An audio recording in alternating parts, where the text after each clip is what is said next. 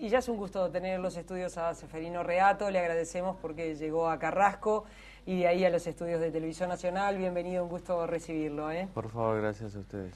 ¿Qué es esto de disposición final? ¿Qué significan estas dos palabras?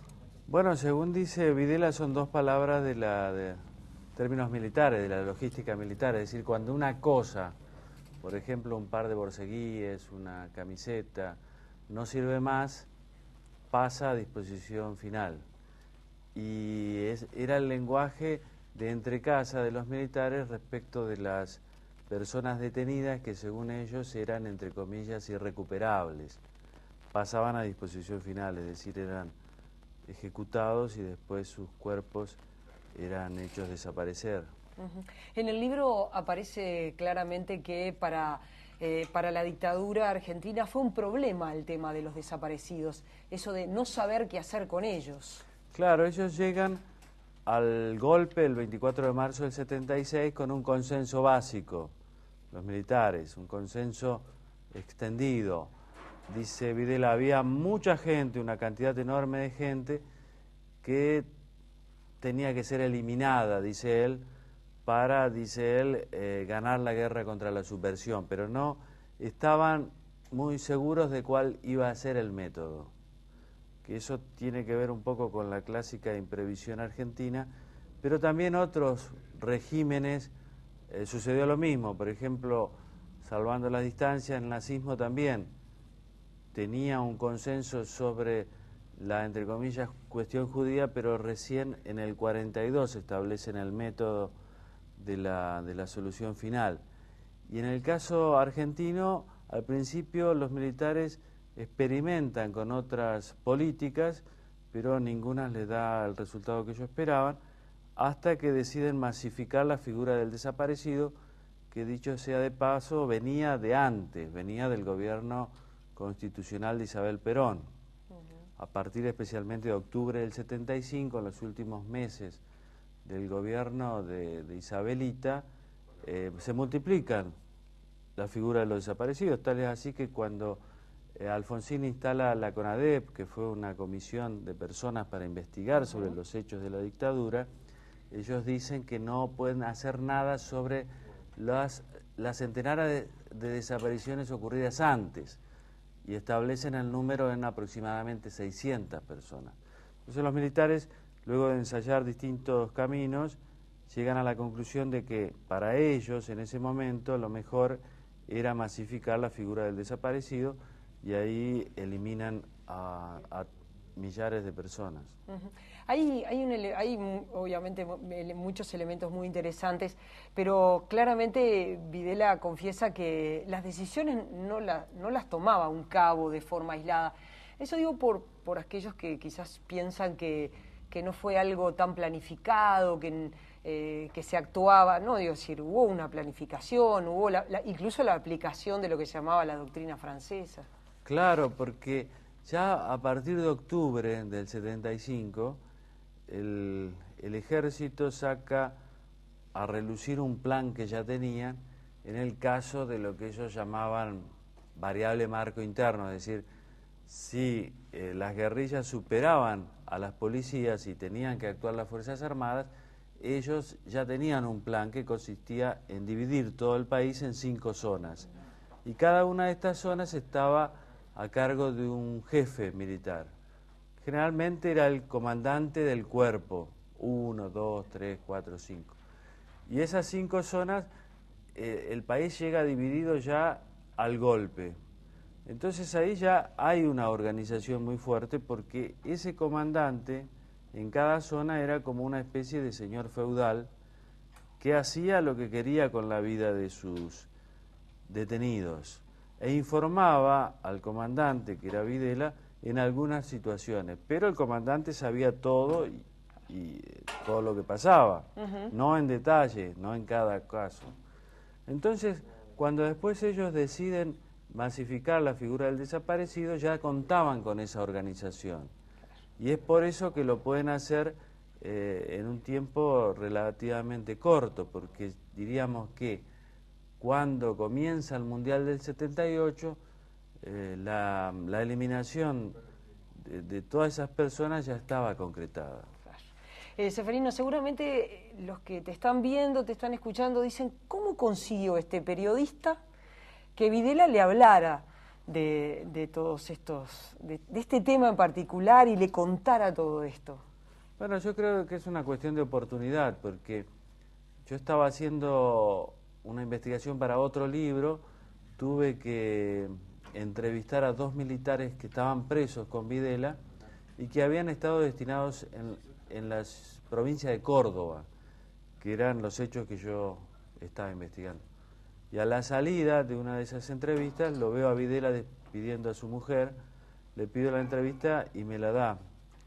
Yo creía que me iba a contestar algunas preguntas por escrito, pero no, me da una entrevista en vivo y en directo y luego una serie de entrevistas. Yo llegué a la conclusión, después de haberle preguntado también a él, creo que él tenía ganas de hablar y eso explica que haya hablado tanto. Y tenía ganas de hablar porque ya tiene muchos años, tiene 87, 86 tenía en el momento de las entrevistas. Creo que está convencido, obviamente, que no va a salir de la cárcel y quiere dar a conocer su versión de los hechos.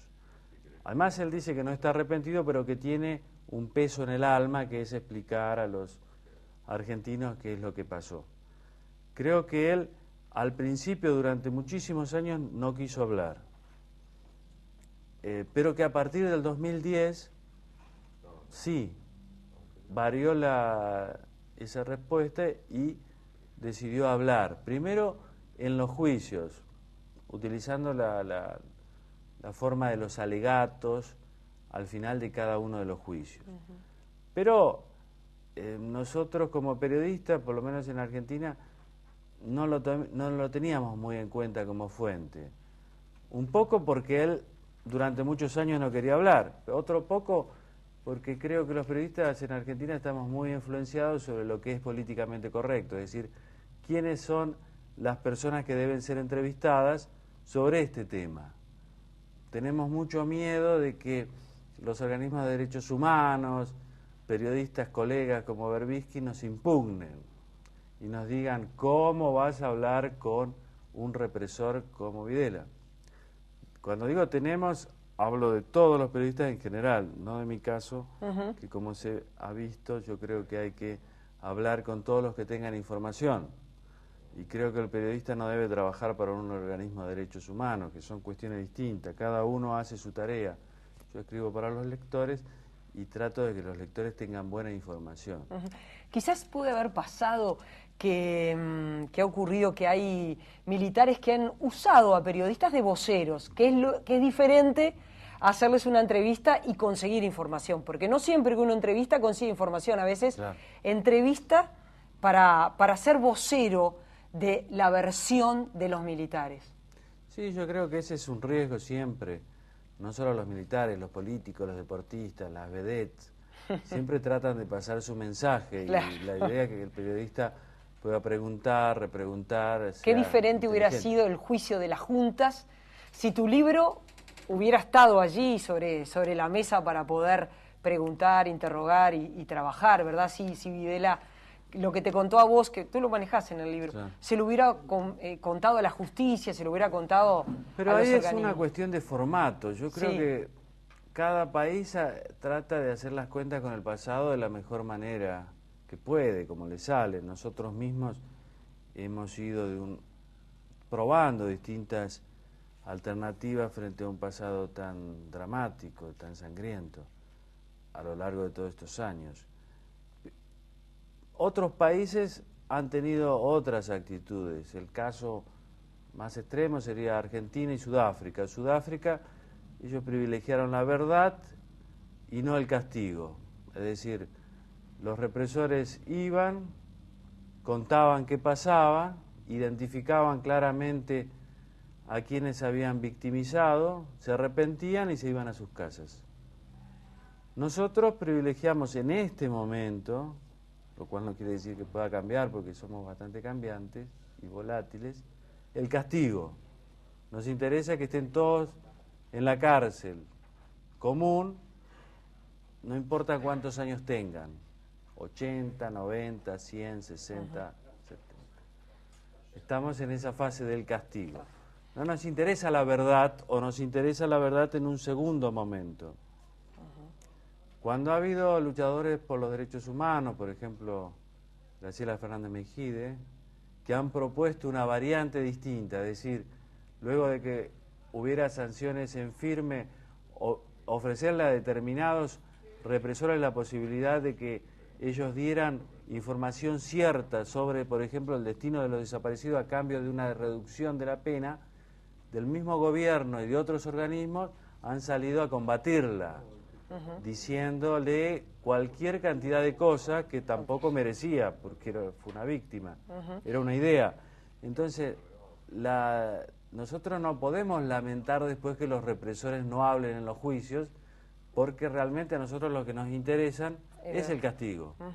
Y es difícil pensar que una persona que sabe que va a ser castigado de cualquier manera, hable en los juicios. Entonces me parece que después los que salen a rasgarse la vestidura y dicen ¿por qué no habla ante la justicia?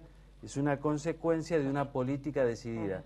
Y así como estamos orgullosos de esa política en el mundo y decir nosotros castigamos a todos, también tenemos que asumir todas las consecuencias, incluso las que no nos gustan tanto. En un momento, en un pasaje del libro, se habla de una reunión donde se propone bordaberrizar a Isabel Perón, hacer en Argentina el modelo uruguayo. Recordemos que la dictadura empieza en el 76 y en Uruguay en el 73. ¿Cómo fue eso? Claro, el problema que hubo antes del golpe es que el gobierno de Isabel Perón, que era la viuda del general Perón, fue realmente muy malo, por muchos problemas económicos internacionales, pero problemas de liderazgo de Isabelita. Isabelita es una persona que vivió con Perón en Madrid, no conocía nada de la Argentina, no tenía ninguna idea de lo que pasaba, ni de los factores de poder, a tal punto que ni siquiera conocía a las personas. Entonces, no podía gobernar ese país, que es difícil de gobernar. Era un liderazgo muy débil, se enfermaba a cada rato, tenía una gran dependencia respecto de su secretario privado y ministro de Bienestar Social, López Rega,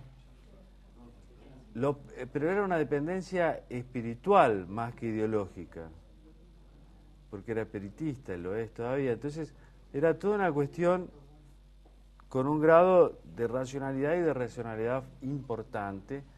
Cuando López Rega se tiene que ir porque lo echan los sindicatos y los militares, ella se queda sin su hombre fuerte, eso fue en julio del 75, y después los argentinos hablábamos del golpe como de cualquier otra cosa, como de la lluvia. Todos pensaban que el golpe se iba volviendo inevitable, un poco porque ese gobierno se derrumbó. Una de las salidas que encontraron dentro del peronismo político y sindicalista era bordaberrizar a Isabel, es decir, sacarle el poder, colocarla como una figura decorativa y darle cuotas de poder importantes a las Fuerzas Armadas. Privó una solución distinta, en parte porque Isabelita se negó a esto y en parte porque otro sector del peronismo y del sindicalismo, que siempre fue muy fuerte, pensó, con sus razones también, de que eso no iba a servir de nada, de que después a Isabelita la iban a usar y después la iban a desplazar, como habría sucedido con Bordaberry. Entonces, quedamos en un impasse, no hubo una solución civil a la crisis política y la crisis política se volvió institucional, es decir, provocó un cambio de régimen de una democracia a una dictadura. Las consecuencias fueron sangrientas y no solo ahí, sino también con un descalabro económico, una guerra perdida en Malvinas. Hoy muchos peronistas se siguen enorgulleciendo de que Isabelita no haya sido, digamos, bordaberrizada. Hay otros que piensan que con esa solución tal vez se habrían ahorrado algunas cuantas vidas. Pero no se puede saber. Respecto al plan sistemático de robos de bebés, Videla lo niega. Sí, él dice que no hubo un plan sistemático. en tanto órdenes emitidas por él o sus comandantes para robar bebés. Pero admite por primera vez que hubo delitos, es decir, robos de niños y de bebés, según él, por falta de control en el territorio, es decir, policías y militares que robaban y los vendían o no, delitos, pero no un plan sistemático. Ahora, el juicio por el robo de bebés llegó a la conclusión de que hubo una práctica sistemática. No es un plan, pero es una práctica. Pero una práctica. O sea, prácticas similares y sistemáticas. Y por eso fue condenado a 50 años de prisión.